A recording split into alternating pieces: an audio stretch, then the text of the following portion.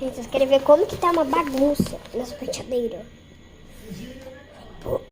Gente, cansa. Gente, olha o estado da minha penteadeira. Ai, gente. Todo bagunçado, um monte de coisa, remédio, é um monte de coisa, gente, em cima. E na verdade é uma penteadeira improvisada. Isso aqui, eu vou mandar o povo passar a língua nisso aqui. Quem foi o pessoa que fez essa coisa? Vem comigo tirar tudo. Meu Deus, vai demorar, né? Não, gente. Não.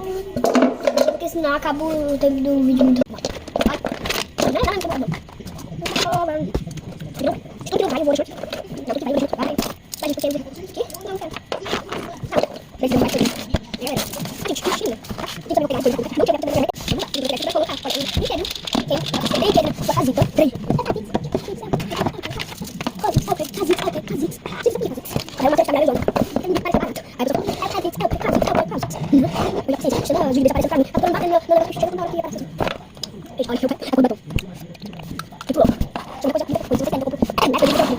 É um negócio de colocar a xuxinha.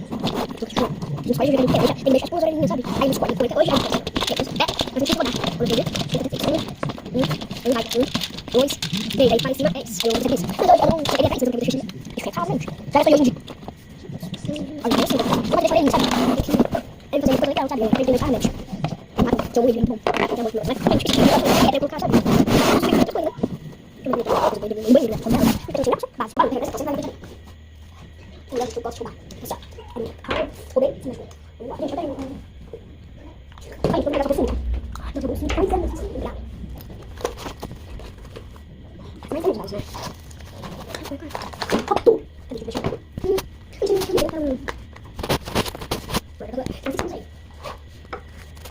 Subindo. Esse aqui de bato, não, de junto também. Mas vamos fazer esse negócio, não. Vamos lá, gente, fazer isso.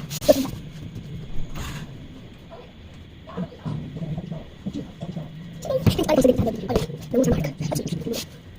Os peguistas estão maravilhosos. Ficou bem, não